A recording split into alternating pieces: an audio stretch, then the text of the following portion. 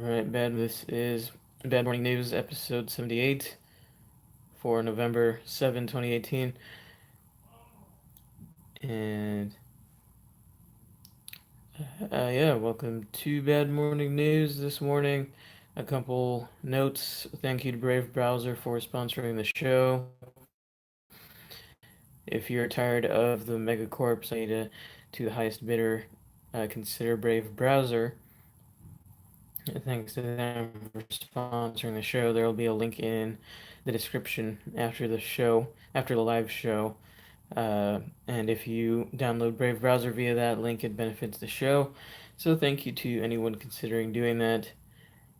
And Bad Morning News is looking for hosts. Contact us in the Discord or in the comments of this video if you are interested in hosting Bad Morning News. With that, I'll get to a couple articles. The first article is from FoxNews.com. This article is written by Ryan Gaidos of Fox News.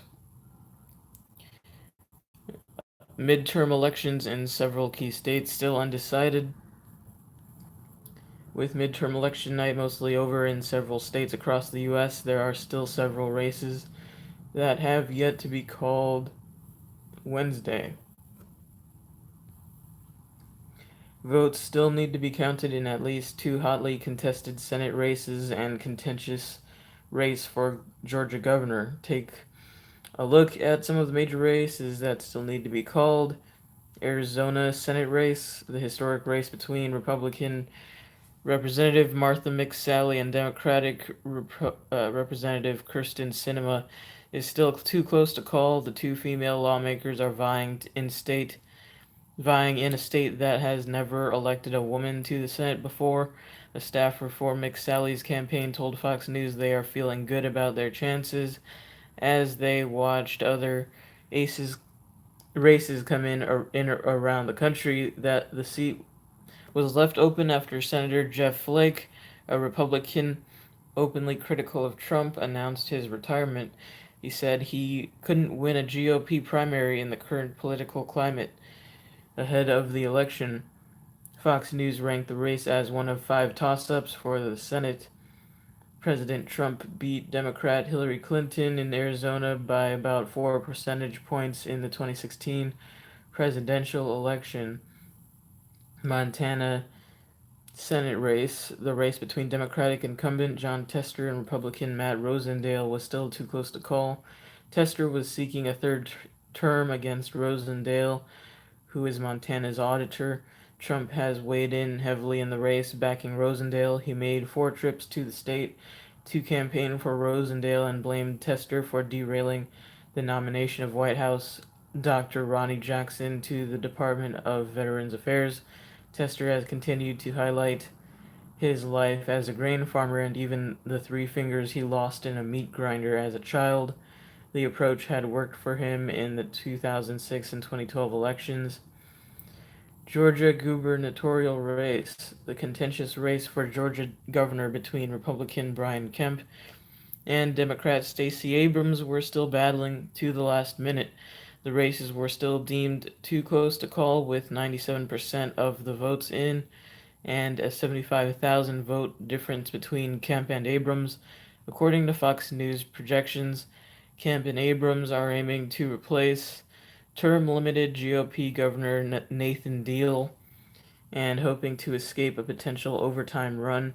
If neither candidate earns more than 50% of the vote, then they will head for a December 4 runoff, the first general election gubernatorial runoff in the state's history. Abrams refused to concede to Kemp, saying her victory was still within reach. Tonight we've closed a gap between yesterday and tomorrow, but we still have a few more miles to go, she said. Across our state, folks are opening up the dreams of voters and absentee ballots, and we believe our chance for a stronger Georgia is within reach. California House race, the race between Democrat Representative Harley Rouda and Republican Representative Dana Rohrabacher was still yet to be called. Rohrabacher was looking for his 16th term and took a hardline stance on immigration after getting a strong endorsement from Trump on Monday. Ruda, a real estate investor who previously called for Trump's impeachment and accused Rohrabacher of being a Trump ally out of touch with voters, has said they need more moderates in Congress. The polls in California have closed and 100% of votes are in, according to the latest Fox News projections. And that's the end of that story. A couple, yeah, so a few races are still not being called, and so those will remain to be played out. I have a couple other just tidbits from results so far. It's not from any specific article, but apparently Michigan is the 10th state to legalize weed, and Utah and Missouri have legalized medicinal marijuana. Michigan was the 10th state to legalize marijuana recreationally, and I guess it's the first Midwestern state to do that. And from what I've heard, from our friend Gregory Patrick, who was writing about it a week ago or so, there were county by county votes on marijuana in Wisconsin, but that's more complicated because I think regardless of even if the ballot initiatives in those counties in Wisconsin passed, I think they would still have to go through the legislature for some weird reason. So it's that's a complicated story. So those are that's definitely something to watch and see what happens with that. That would be somewhat surprising to me. A lot of counties in Wisconsin are pretty rural. I don't know how. I mean, I'm sure there's some that are rural that might have the votes to legalize it. But at the same time, I don't know how willing they are to do that. As said, Utah and Missouri have legalized marijuana for medicinal use, and Utah is certainly a surprise given the Mormon church's influence in that state, and that they apparently opposed legalizing marijuana even for medicinal use. And Michigan is the 10th state to legalize it recreationally. So definitely some bad news for the prohibitionists out there and the drug warriors who are still pushing, their ridiculous agenda of criminalizing plants and whatnot. So there's that. And this next article is from RT.com, written by their staff. Blue Wave Democrats. That's Blue Wave question mark. Democrats win House, but it looks more like a trickle. House Democrats may have won control of the House of Representatives, but the promised blue wave to wash away President Donald Trump hasn't quite arrived. Democrats have already surpassed the 23 seats they need to win control of the House of Representatives, flipping 26 seats to the Republicans, too, as the day came to a close with votes still being tallied. They didn't fare as well in the Senate, failing to flip a single seat while Republicans gained four and held on to their majority. Some of the most closely watched races also left Democrats disappointed. Despite raising a record amount of campaign cash, $38 million, Beto O'Rourke failed to unseat Republican Senator Ted Cruz. Republican Rick DeSantis narrowly edged out Andrew Gillum, the black mayor of Tallahassee, championed by many progressives, to replace Rick Scott as governor of Florida. Taking over one house of Congress gives Democrats some of the leverage they've been seeking against President Trump, though it remains to be seen whether they'll actually attempt the impeachment they've been blustering about since before Trump was inaugurated. Among the historic wins for Democrats were Rashida Tlaib, Democrat from Michigan, and Ilhan Omar, Democrat from Minnesota, who both became the first Muslim women elected to Congress. Deb Haaland, Democrat from New Mexico, the first Native American woman elected to Congress. Jared Polis, the first openly gay governor in U.S. history. And Alexandria Ocasio Cortez, Democrat from New York, the youngest congresswoman ever at 29. Voters turned out in record numbers for the midterms, which many in and out of government saw as a referendum on Trump's presidency. Much of the mainstream media and the Democrats, of course, had high hopes for a blue wave. This Tuesday, however, the wave didn't quite roll in. There was no blue wave in the 2014 midterm elections either, which was much less polarized and not as nail biting. Back then, the Democrats lost 13 seats in the House and 9 in the Senate. The situation in 2010 was also a disappointment for the Democrats after they lost a whopping 63 seats in the House. The media even called it a historic defeat and the collapse of the Democratic Party. And that's the end of that article. Yeah, apparently the blue wave didn't quite come in, although Democrats, took the House of Representatives and I guess, they pledged to, run impeachments and investigations into Trump, which, again, just shows, what are we even voting for? I mean, their focus is on just garbage, as usual, just, I don't know, just, is there anything of substance that is going to change? No, but I would hope anyone with a brain that functions knew that already. Um, but it is surprising. It was somewhat interesting to me that Republicans still were able to flip some seats in the Senate, and that governor's race of Florida was really close as well, and Democrats were really hoping to win that one, but apparently they did not. They didn't win that in Florida again, so Florida seems to have narrowly gone to Republicans in that sense, the way 2016 presidential election was really close as well. Apparently, it came down to like 1.6 or 1.7% in the presidential election 2 years ago. And so Florida remains a pretty purplish state, I guess, and quite divided. This article mentioned a couple of these uh, so-called historic wins for Democrats, which are, a handful of people, demographic firsts, I guess, that are, that I guess liberals like to hold on to, and people generally who believe in this system of rulership and the false dichotomy presented therein, and the illusion of any say in anything of substance.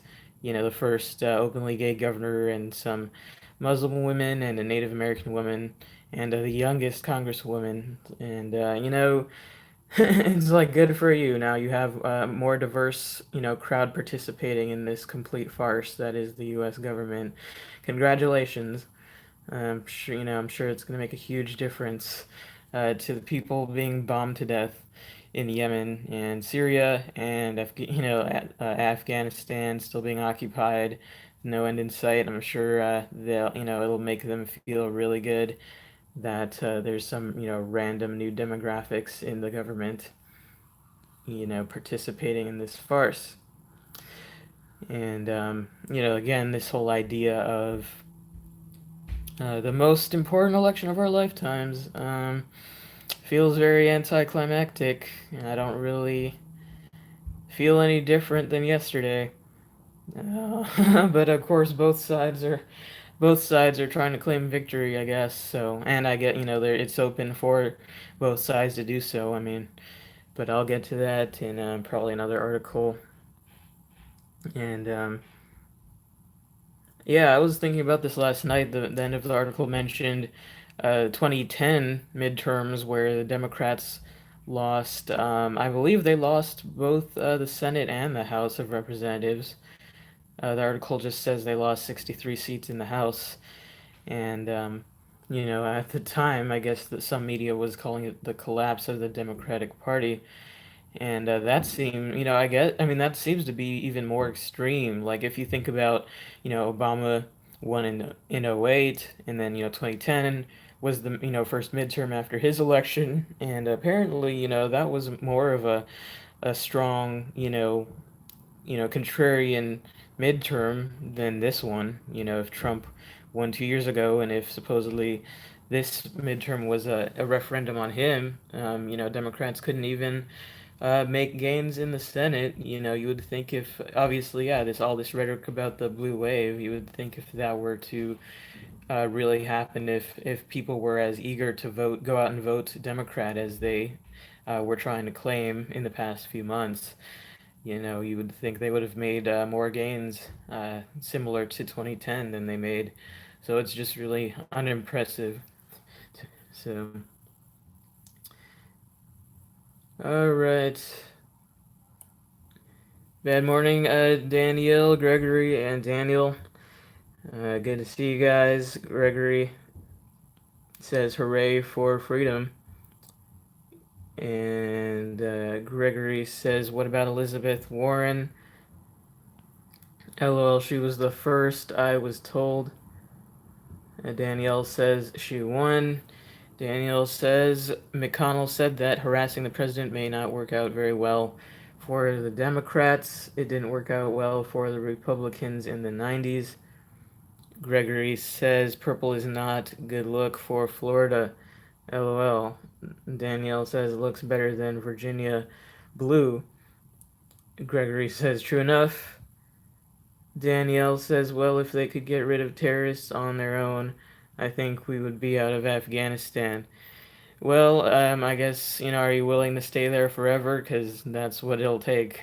I mean, no one, not, the former Soviet Union or anyone has ever been able to eradicate Afghanistan of any, you know, whoever, whatever actors that whatever country sees as terrorists. Uh, that's not going to happen. So it's a choice between just pouring money in or admitting that it can't be done. Danielle says plenty of rat holes for them to hide in there. Danielle says the Democrat Party doesn't look like it's collapsing anytime soon.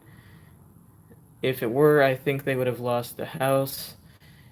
Daniel says a shame the real the real undid. Okay, I'm not sure what the comment says. So I can't read it right now.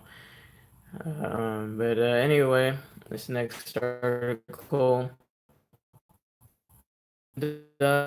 com written by Eric Bohm.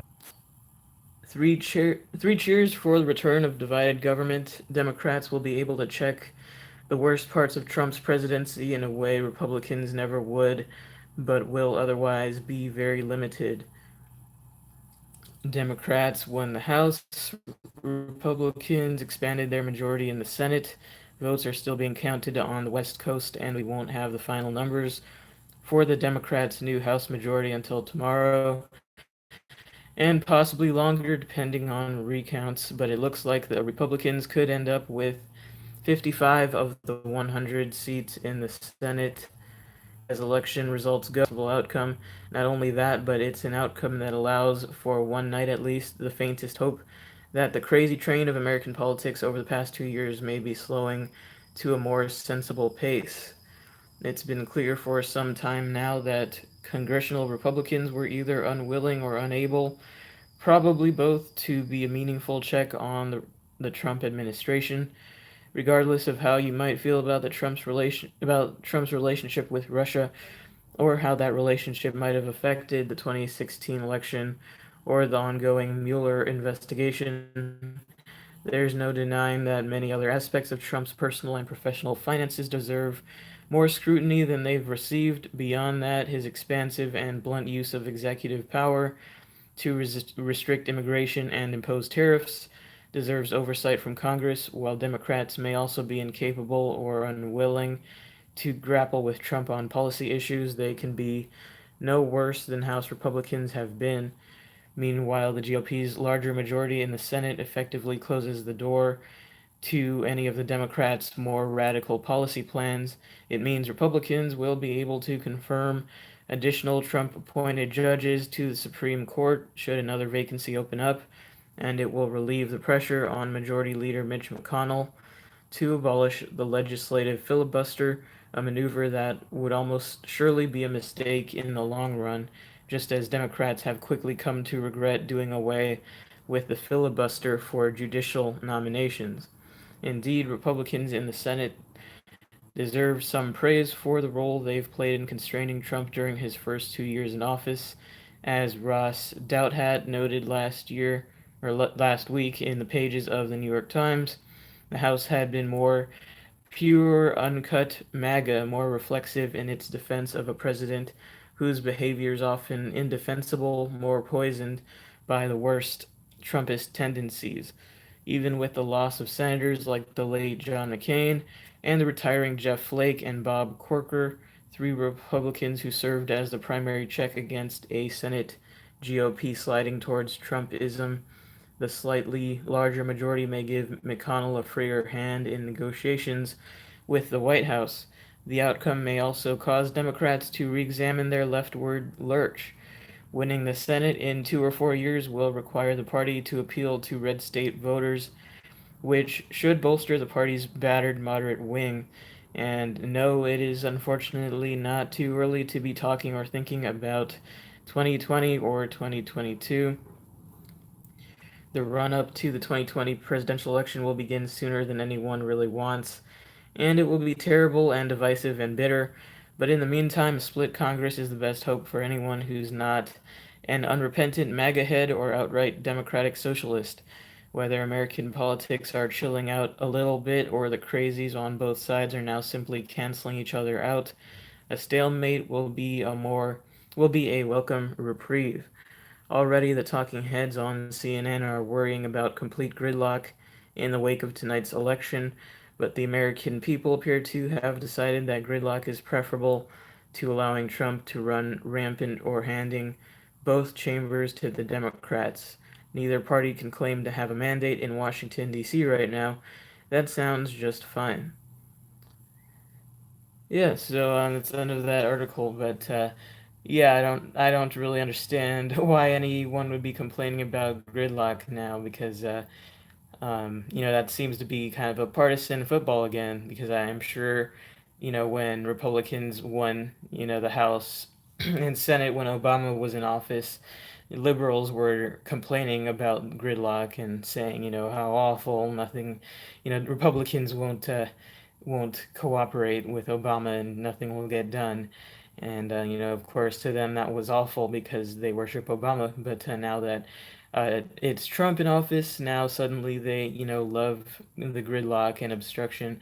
And, I mean, of course, I prefer as much gridlock as there can be. I mean, if that's the closest thing to not passing any more bullshit, and from either side, then that's what's most preferable, I suppose.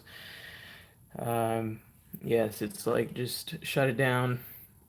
And but yeah, it's depressing to now hear again already about we're already going to be starting the 2020 run up, and again it just shows how empty all of the rhetoric about last night being the most important election of our lifetimes, because I'm sure there's going to be plenty of people saying the same thing probably within months, if not weeks, about 2020, and it'll probably be just as insane and divisive and whatever, um, you know, just because that's how things are now in politics is just a complete shit show, and I don't know what else to really say about that, but yeah, I just hope for as much time as possible before I have to start suffering more campaign ads and politics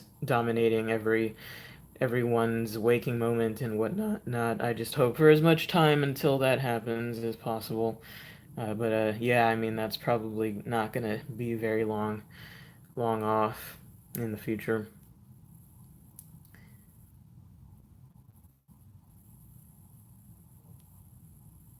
All right. Um, okay. Daniel says he seemed like a decent candidate. Massachusetts seems out of its mind.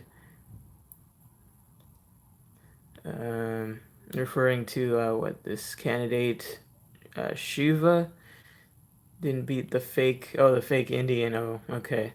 Referring to what Elizabeth Warren, I guess. Yeah, it's not surprising.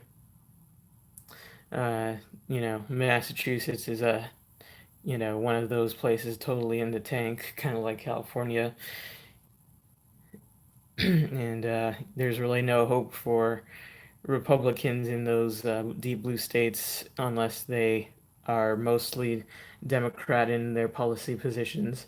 As you'll see time to time, you'll see Republicans running in like California, like someone was running against Barbara Boxer, I think in 08 or 2010 or one of those years, and she was a Republican, but she held many uh, more liberal stances on things because if she held Republican stances on certain things, she would have like no chance at all. Danielle says everyone is totally sick of this Russian collusion BS. Just move on already and do some actual work. Paying to poke Trump in the eye every day is pissing people off, and so's yesterday's socks. So stalemate with nothing moving forward is a good thing. Interesting. Yeah, we have seen how great that is. No solutions for health, safety, or economic progress. Sounds great. And we all need a break from the circus. Daniel says leftist Russia did it. Anyone with a brain prove it. Leftist, no, you racist. Basically, it seems to be what's going on.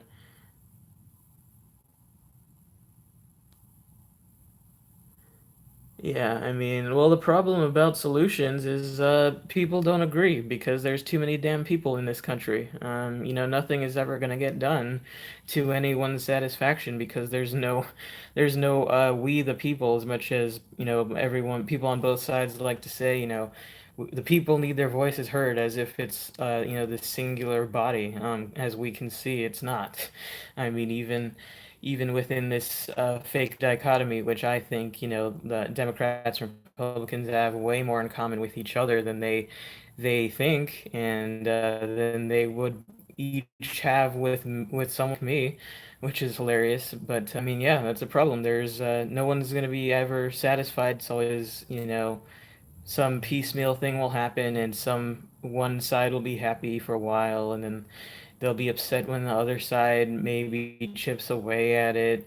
I mean, it just never ends. There can't be hope for the federal is it's unrealistic to think that 300 20 million people can be accurately represented by you know whatever hundreds in the House and the Senate and the president. So that's just reality. The only way to get real things done is to, try to break things down as much as possible, localize things as much as possible.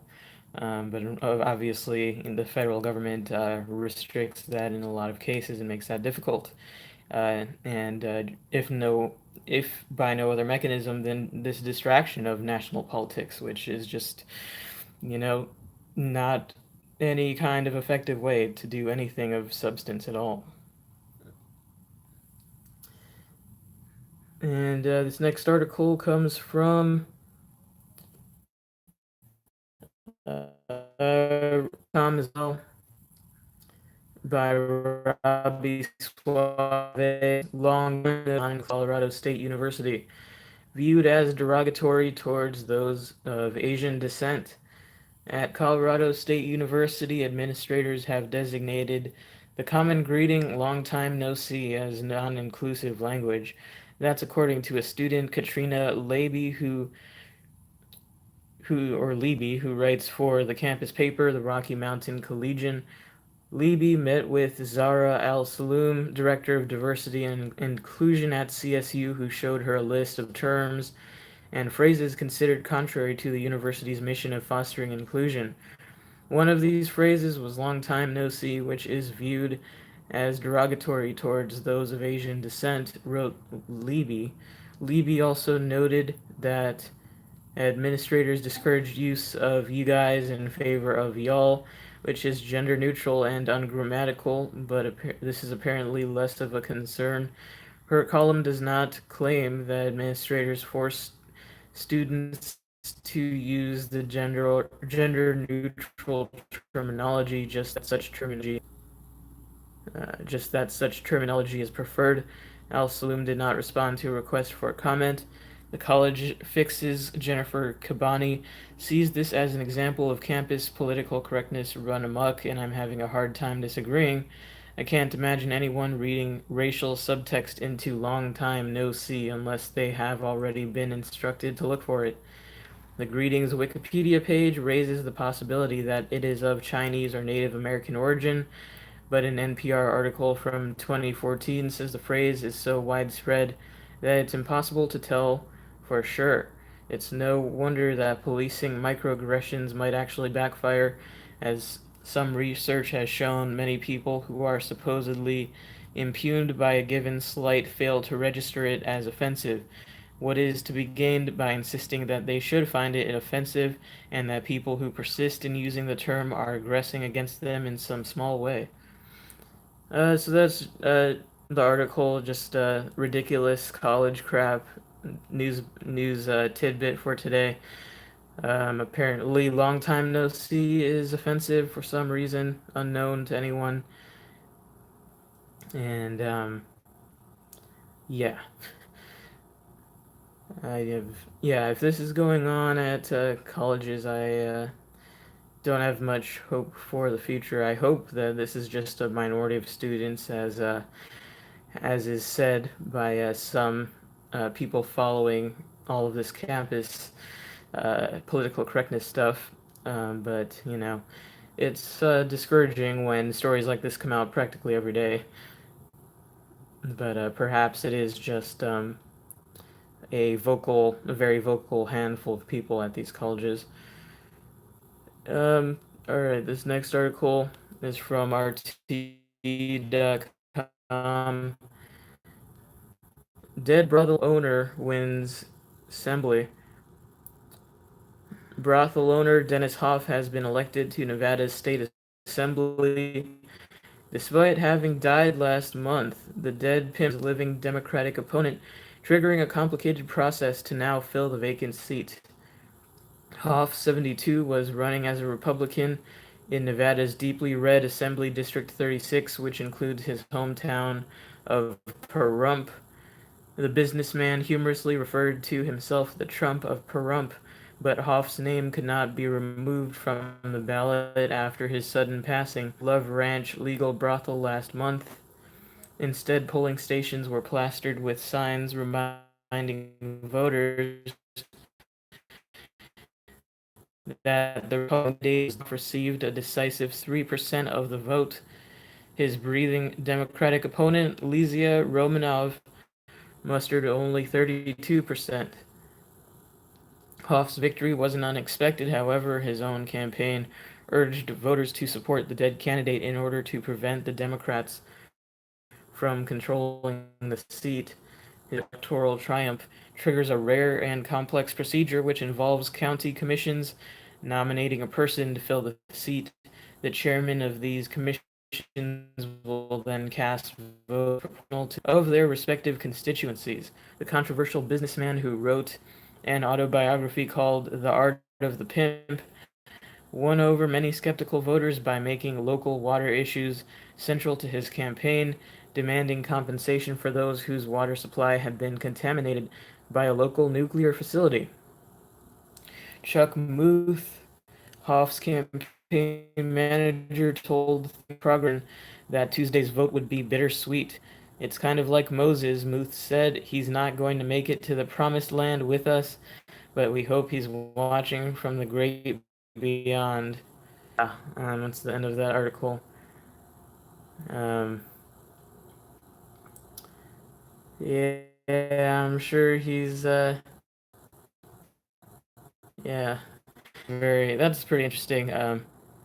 But I guess it makes sense if his district is a pretty Republican area, and if they don't want the Democrat to win just because this guy died before the election, vote for him and have their commission replace him somehow.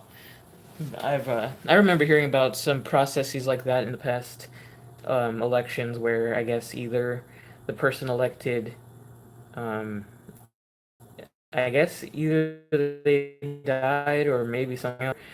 They're having to be a state, congressional council or something where they replace the person. But yeah, that's quite interesting there. But I'm totally on board with voting for deceased people. That would be my ideal government. That's just people in in Washington D.C. Let's totally go for that. Not a bad plan, I think. All right.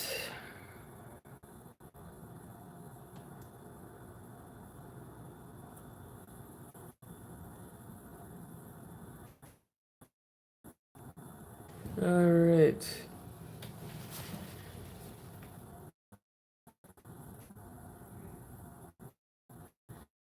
Let's do Let Bugger to Hell and Back. Danielle says that is one thing that we can all agree on, disagree. Daniel says, oh bloody hell, what? How is that discrimination to Asians?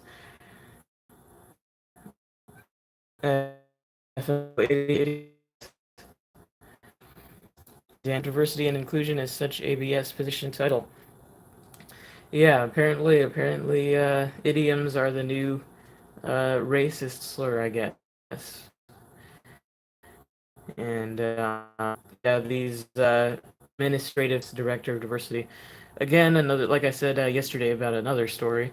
It's a product of government-backed student loans, and not giving universities any incentive to lower their costs, and giving them the ability to spend lots of money hiring these ridiculous, PC police into their administrations. And so that's what kids are paying for these days, is having ridiculous posts like the director of diversity and inclusion. All right, this next article is from Reason.com. Andrew Cuomo's unconstitutional assault on the NRA. New York's governor is violating the First Amendment by pressuring banks and insurers to shun gun promotion organizations. Andrew Cuomo's methods may be obscure, but his assault on the First Amendment is anything but subtle. If the NRA goes bankrupt because of the state of New York, the governor tweeted in August, they'll be in my thoughts and prayers. I'll see you in court. That court is expected to decide any day now whether the National Rifle Association can proceed with its federal lawsuit against Cuomo, which charges financial services political vendetta against the NRA. The ACLU thinks the case should be heard, and it's not hard to see why, given Cuomo's thuggish abuse of regulatory powers to punish his opponents in the gun control debate. I'm directing services to urge insurers and bankers statewide to determine whether any relationship they may have with the NRA or similar organizations sends the wrong message to their clients and communities, Cuomo said last April. This is not just a matter of reputation, it is a matter of public safety, and working together, we can put an end to gun violence in New York once and for all. Maria Vullo, who runs DFS, was even more explicit. DFS urges all insurance companies and banks doing business in New York to join the companies that have already discontinued their arrangements with the NRA. She said in the same press release. The memoranda that Vullo sent banks and insurance companies that day urged them to continue evaluating and managing their risks, including reputational risks that may arise from their dealings with the NRA or similar gun promotion organizations. She encourages regulated institutions to review any relationships they have with the NRA and take prompt actions to manage these risks and promote public health and safety. 2 weeks later, as if to underline the dangers of doing business with gun promotion organizations, DFS announced a consent decree with locked in companies. The New York administrator of Carry Guard, the NRA's liability insurance program for people who use firearms in self defense, Lockton agreed to pay a $7 million fine for alleged violations of state regulations and promised to stop helping the NRA with insurance programs in New York, regardless of their legality. 5 days later, DFS touted a consent decree with Chubb, which underwrote the Carry Guard program overseen by Lockton. Chubb agreed to pay $1.3 million and shun the NRA not just in New York, but throughout the world. Lloyd's of London severed its relationship with the NRA 2 days after the Chubb consent decree was announced. Because of the state's implicit threats, the NRA says it has had trouble finding companies willing to provide even basic banking and insurance services, much to Cuomo's gloating delight. NRA critics who are inclined to share in that delight should consider the principle at stake here.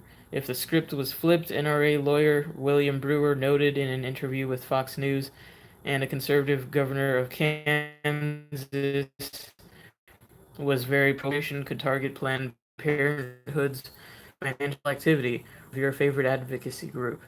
The legal rationale for Cuomo's efforts to cut off the NRA's access to financial services, to the extent that one exists, is based on the concept of reputation risk, one aspect of the safety and soundness that financial regulations are supposed to promote.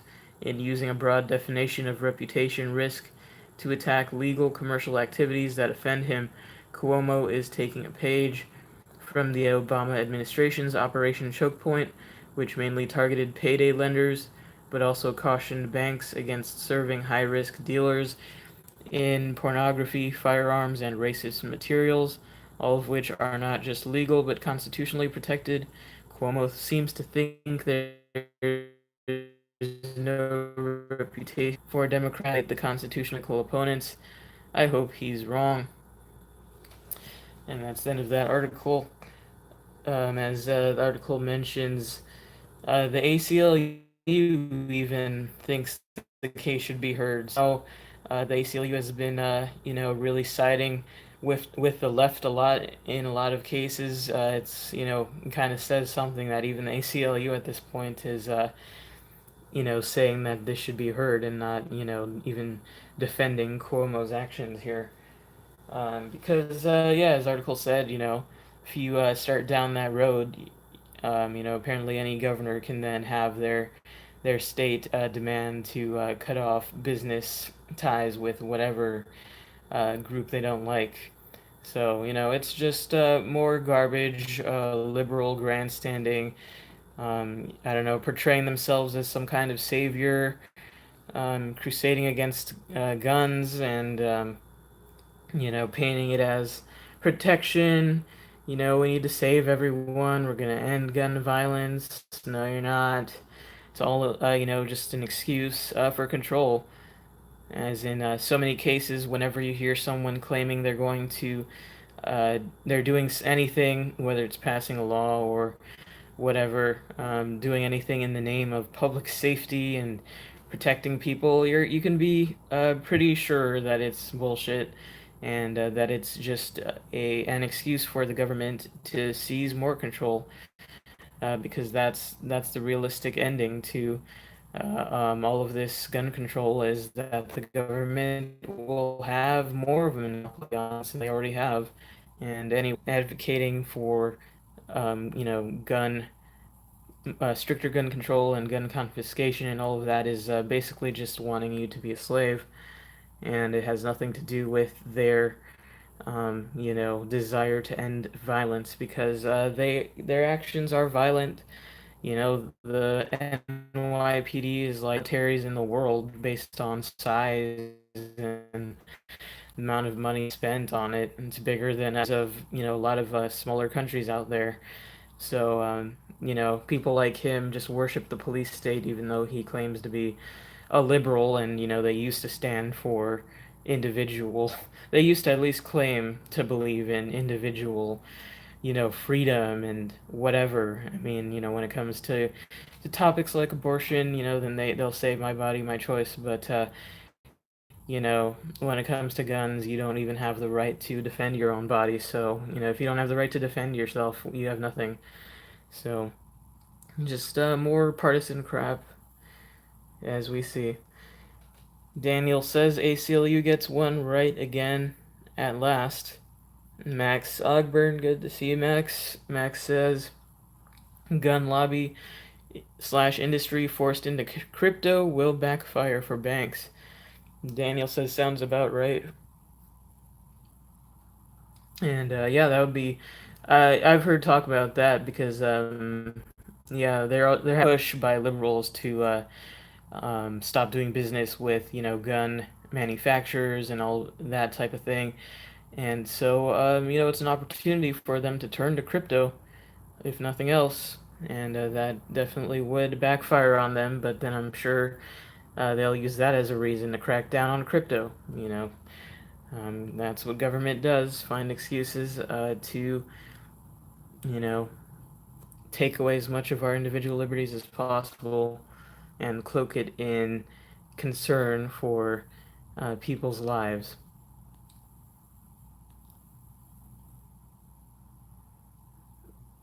All right, this next article is from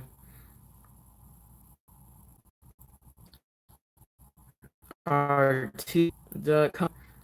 Button 37 Max may abruptly dive due to errors. Yeah.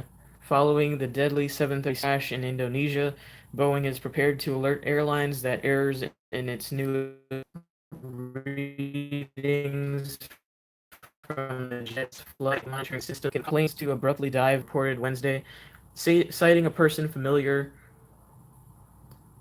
with the company's plans. According to the report, the warning is based on the investigation of the Lion Air Flight 610 crash in Indonesia on October 29. A Boeing 737 MAX 8 aircraft crashed in the sea shortly after takeoff, killing all 189 people on board.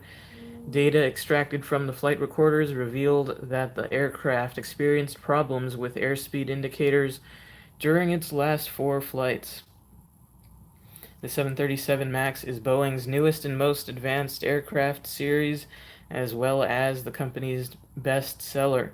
The jets have been in high demand and enjoyed a good reputation as safe and reliable carriers. However, last year Boeing had to briefly ground its 737 MAX fleet as discrepancies were found in its engines. Later, several jets were grounded by India's Jet Airways, also due to engine problems. Boeing Boeing Russia declined RT's request to comment on the matter, referring to an earlier statement Boeing made following the crash. And that's the end of that. Just an update to a story I covered a couple weeks ago about the plane crash in Indonesia. And it looks like Boeing's admitting there might be some technical issue with their newest aircraft, and that's kind of big news. I'm not sure exactly how many of those particular aircraft are in use right now all over the world, but potentially bad. Potentially bad if there's a weakness in the aircraft. it would make me unsettled if I was to fly on one of those. It would certainly be on my mind.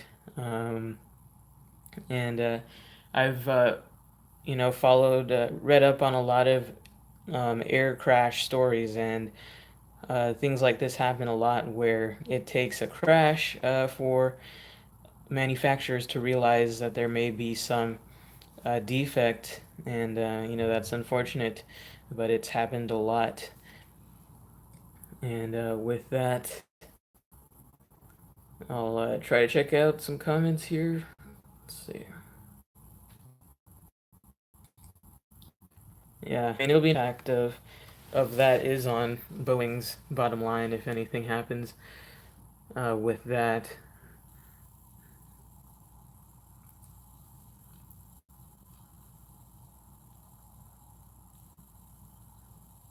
All right. All right. So I'm just looking to pull up another article here.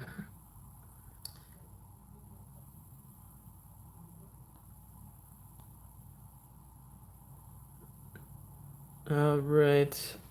I have time for this kind of random article, but somewhat interesting.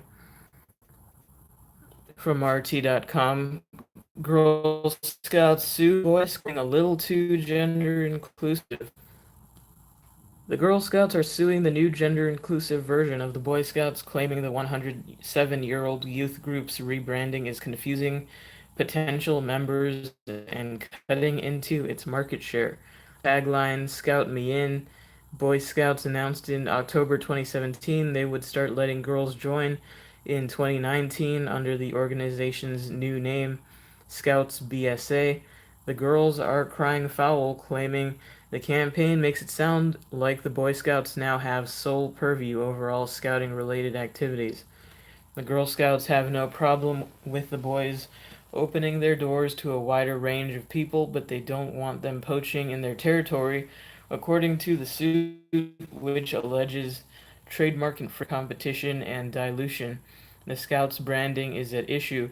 Where it concerns boys, the Boy Scouts can do what they like with it, but where it concerns girls, boys keep out. In addition to confusing parents and kids alike, the rebranding is demoralizing and threatens to marginalize the Girl Scouts movement by causing the public to believe that GSUSA's extraordinarily successful services are not true or official scouting programs. Since the Boy Scouts announced their new gender inclusive policy, parents have gotten mixed messages from the media and scout troops alike. Some are being told the Boy and Girl Scouts have merged, while others mistakenly sign their daughters up to girls' programs within Boy Scout troops in several states. The Boy Scouts aren't helping matters by making use of the Girl Scouts trademarks, including quotes from their founder, the suit alleges. Even before the rebranding, Girl Scouts president Kathy Hopinka had long suspected the Boy Scouts might try a move like this, according to a letter she sent in August 2017, in which she accused the Boy Scouts of surreptitiously testing the appeal of a girl's offering to millennial parents in order to shore up their declining numbers, which had dropped to 2.3 million in 2016 from a 1972 peak of 6.5 million members. She also accused the group of bullying and making disparaging and untrue remarks about Girl Scout programming. The Boy Scouts' response to the lawsuit attempted to placate the Girl Scouts, claiming the rebranding was the result of years of requests from families who wanted the option of the BSA's character and leadership development programs for their children, boys and girls. The Boy Scouts name change was endlessly mocked on social media last year, and this lawsuit has inspired some clever responses. And there's a tweet here from somebody saying, "So pardon me, but you bitched you wanted into the Boy Scouts, then make them change their name, then have your same exact version for girls called Girl Scouts, and now they're bitching because girls forced the boys to change shit around. Hashtag idiots." Yeah, I mean, this is pretty bizarre. It's just kind of ironic. It's kind of, the double-edged sword of, going and changing some of these institutions to be more inclusive. It has other effects that I guess the Girl Scouts didn't see coming. They're how you can't really both say, you want them to open up to girls and then complain when they do. It just seems, bizarre. I mean, that's what happens. I mean, of course they're competing now, because if they're open to girls and boys, they're going to compete against the Girl Scouts. I don't know why that's surprising, but just more bizarreness. And in any event, with that, it's a good place to leave that. I will say that today is my last broadcast with Bad Morning News for the foreseeable future. I may be back to contribute at some point in the future, but I prefer to do that if we end up getting the founder and more hosts for the show. I'm not really up to doing a show every day solo, just because I get burned out fairly easily on news, and I've kind of reached a point where I'm ready to take a hiatus from following the news. I have a lot going on already in just with my own life. I don't really need added stress and aggravation from having to read and follow the news on a day-to-day basis. And but it was fun. Well lasted. It was cool. I definitely appreciate everybody who showed up and commented and all that.